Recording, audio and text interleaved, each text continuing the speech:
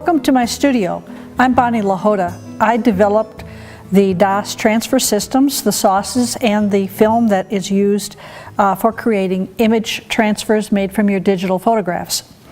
Today I'm going to be showing you the very simple, basic image transfer process that I developed using Purell hand sanitizer. There are other sanitizers on the market. I prefer this one because it doesn't have a lot of perfume in it, and it also has a 70% ethyl alcohol in it. Some of the other sanitizers do not have that much alcohol. So I recommend using this one. It's available on Amazon in half-gallon bottles if you're doing classroom work.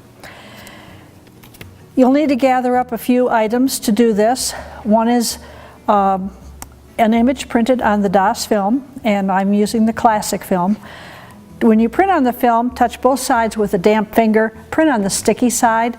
Sometimes people make a mistake and they'll print on the other side and then the ink runs all over. So be sure that you print on the side that feels sticky to a damp finger. The paper that we transfer to is Arches 88. It is a printmaking or silkscreen paper. It is water leaf, which means there's no sizing in it. If you left this in water, it would begin to fall apart. The papers that are like Arches watercolor papers, I have a lot of sizing, and so this process does not work well for those. So this print has been dried overnight, and if you're in a hurry, you can dry your prints with a hairdryer. I've cut my paper to be a little bit bigger all the way around, and then what I did was this is another one. I've put blue tape slightly inside the margins because I want to have this really nice, even but irregular edge that looks a little bit like a Holga edge or a Instagram edge on the photograph. Now you'll notice with this film was very short here. I need to be able to place this so that it's tacked down to the substrate, and if I do that, this picture is not centered on the paper anymore. If that happens, just cut an extra piece of film and tack it on as a leader. So now I can place this down and get my image on the center of the paper and have room to tack this down to the substrate that I'm working on. You'll need to use a very smooth, hard surface to put the paper on. A piece of glass will do just fine. And I use this blue painter's tape to tape everything down. Now one little trick that I do is I put these pieces of tape right where my paper should line up. Then I place the film down where I want it to be centered on the paper. And then I'm going to tape this down to the board. Okay, now when I bend this back, it's always going to be in place, and as I'm wetting this surface with the Purell, I can turn it over and I'll always get this paper back down where it belongs. So let's get started. Just put down a generous amount of the sanitizer. Use a speedball soft brayer, and you want to work it into the paper all the way to the edges.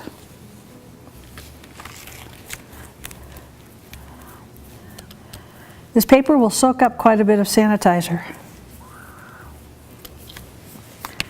And then turn your paper over.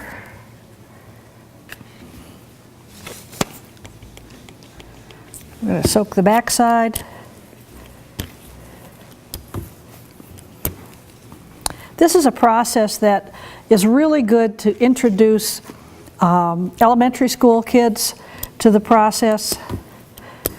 This is really what you're doing is you're taking your digital photographs and you're making a unique piece of artwork with it, because every transfer will be a little bit different. They'll have some imperfections like old photographs do, and it just really gives an interesting character. Now you can see I'm lining this up where I have that tape again, and then this will be the last layer of the Purell that I'll put down. I can look at this at an angle and I can see whether the paper is getting evenly wet and whether it's evenly absorbing. Now, as you do this, you'll notice ridges in the Purell. You want to make sure that you work all of those out. This is beginning to look really good. I think I'll give it just a little bit more.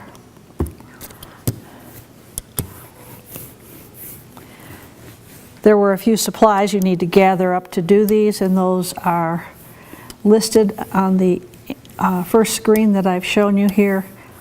Don't want to go through listing materials. Just right down to showing you how this process works. All right, that's nice and wet. Now I have a soft paint roller that's going to help me guide this down. You're not pushing down, you're just going to slide forward.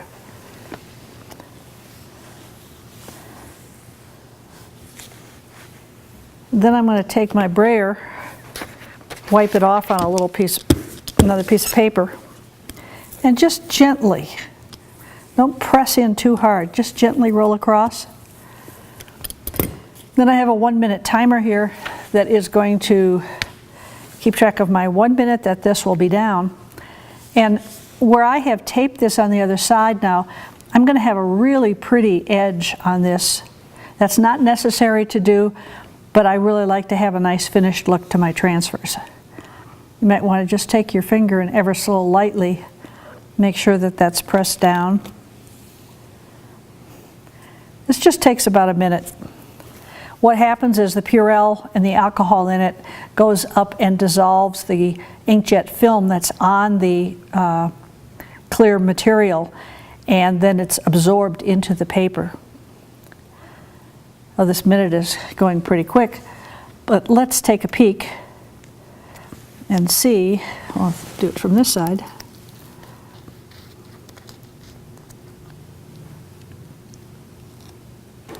Nope, not ready yet. I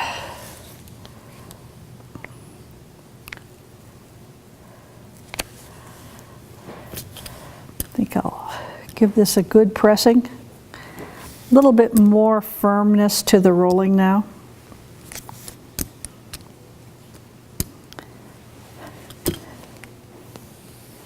And you can see it's through here that it is making this nice edge. So we'll wait a couple more minutes.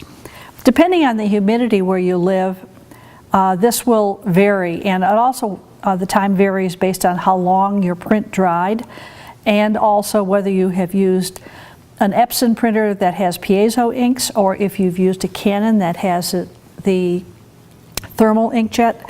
The inks absorb differently into the material depending on what printer you're using. So you will need to do a few experiments to see what's going to work best in your studio.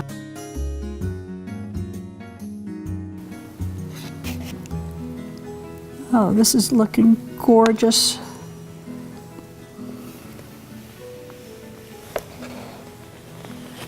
Oh, that's perfect.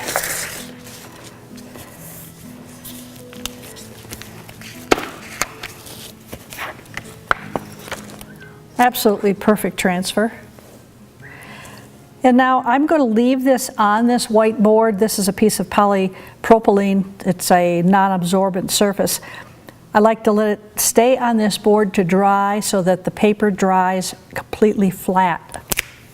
Now, one of the other things that you can do is work with a black and white photograph, and before you do your transfer, use colored pencils or watercolor crayons to draw directly on the printed image on the film.